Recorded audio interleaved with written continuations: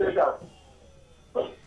So by this, much forward and there. Aside from Saturday and area. Simon, thank you for calling. Thank you for calling. We have Aliu on the line. Aliu, good morning. Okay, we have another caller from Kebbi. Good morning.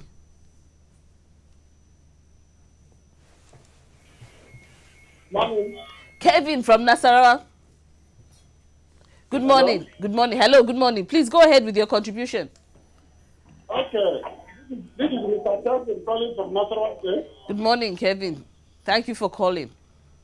Okay, I just want to say that most of those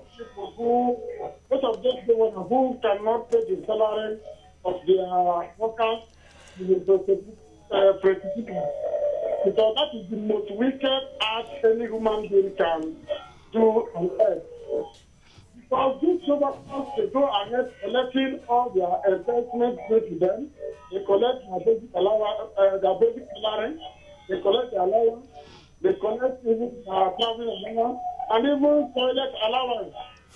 But for most they cannot pay the sum of the basic salary. So what I want to say is that something should be done. Like anytime people are leaving office, we should not just be quiet and allow them to go that way. We should make sure that we find something that will hold them responsible before they leave office, so that the poor people who are owing their salary should not just die Thank you very much and stay blessed. Kelvin, thank you for calling. Kelvin made a very, very important point there.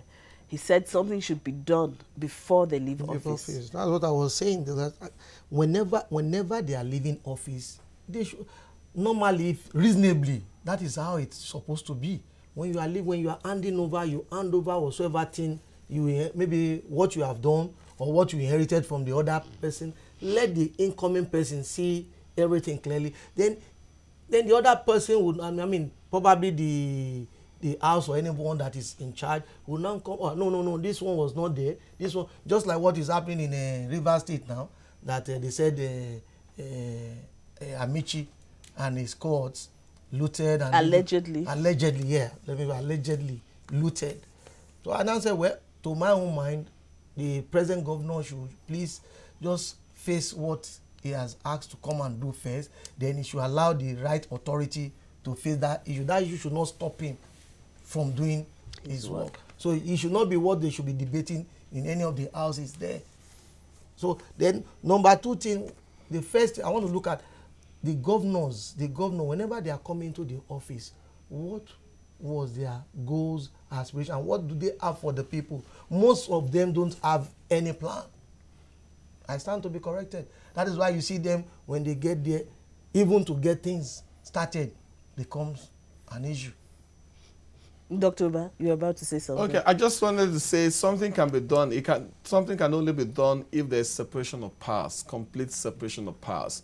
Because if the executive and the legislative arm work in tandem and they are friends, the legislative arm cannot hold the executive arm accountable. You understand? Accountable or responsible. And if the judiciary is not separated, if you take the man to court, you're taking him to court to the same person that will postpone the case and postpone the case and postpone the case. You see, the need for even taking the person to court would not arise if the legislative arm has held the governors accountable for 4 years. If you were holding them accountable every year, we will not get to this stage where people are owing salaries for 5 months. What did the legislators do for those 5 months when salaries were being owed? Did they call for a meeting? Did they ask questions? Nothing was done. Now the man has left office. You might not do anything except EFCC comes into play and the rest. So I think for me, there has to be complete separation of powers and independent thinking of those three arms. So the executive knows this is what I'm supposed to do. The legislative knows I'm the watchdog. The judiciary knows I'm the final arbiter in cases like this. Until that happens,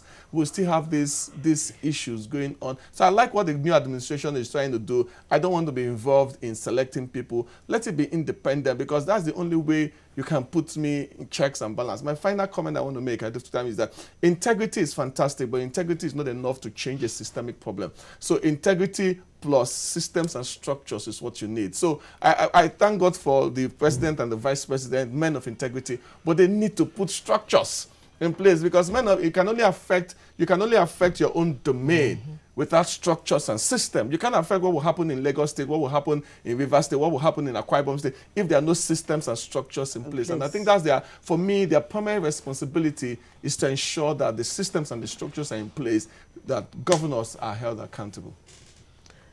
Now, when the Sovereign Wealth Fund went down, it's like everything else collapsed with it. And now somebody from Benue is even saying that the food basket, food, everything is going down. Do you think there's any passion by these governors to revive the resources, or the resources in their states, so that they can at least have their own internally generated revenue? Like I said earlier, if you have a particular plan or mindset to doing anything at all, then nothing should catch you unawares. There should be plan B if plan A fails. As a good leader, you don't put all your eggs in one basket. As a good leader, you don't rely on one particular plan or game plan, because we know we are not God. Anything can happen. And if it does happen, then what do you think you should do? Because if you recall, when the Sovereign Wealth Fund came out, the governors insisted. They were so adamant that this money must be shared. You would have thought that with that, nobody would be owing anybody anything. I think there are some controversies about that Sovereign Wealth Fund, you understand.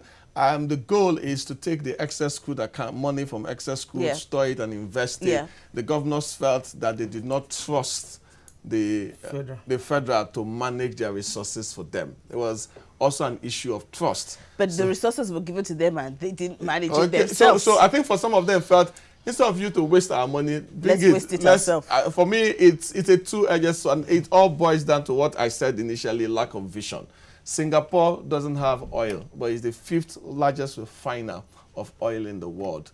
It takes vision for a man to attract the Mobis and the Shells of this world to come and be refining oil in a country that doesn't have oil. We have oil, we don't refine oil. So we have cocoa, we have tin, we have granite, we have oil palm, and yet they are wasting because somebody doesn't have vision. And it's the cost of with the program I did in London Business School on economy, the cost of the natural resources, that most countries that have free natural resources, at the end of the day, if you check their corruption reigns supreme, because once something is free, it doesn't allow you to think about how you're going you understand? to keep it doesn't allow you to think, and that's what has happened over the last 8 years. Monies were coming from the federal purse. People were not thinking. Money will always be there. Remember, there was once a president said, our problem is not money, but how to spend it. I think that was the same thing that happened in that when oil was doing 100 and 110. They felt there was so much money. How to spend it was the problem. And today we've entered the stage of the money is no longer there, and we are seeing all the crisis happening. So I think it has to do with the vision.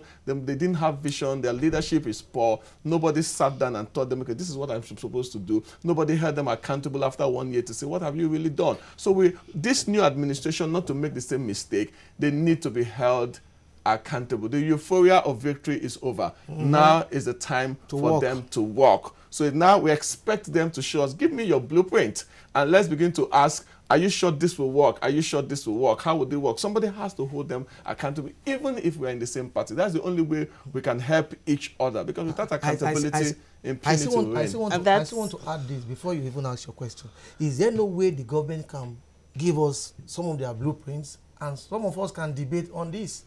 Check, you can get experts, captains of industries to come and discuss some issues.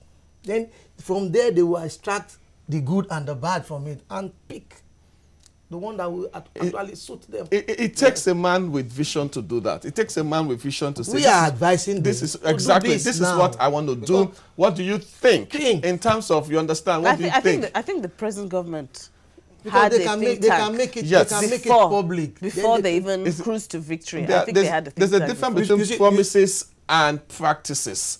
Promises is the things not promises. Yes. I think they had a team. Yes, it's still a promise. You see, let me just answer. It's still a promise. Everything they said to win the election is a promise.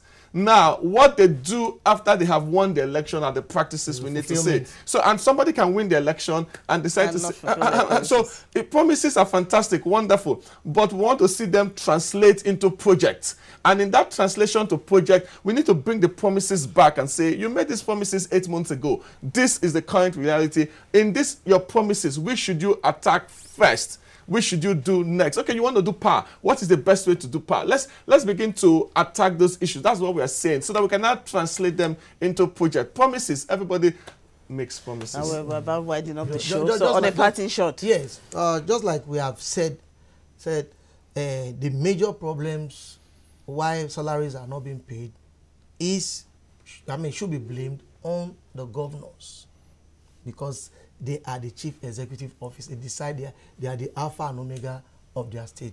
Then what we are asking the new administration to do, mostly, whenever they have, if they have any blueprint or any idea, they should make it public.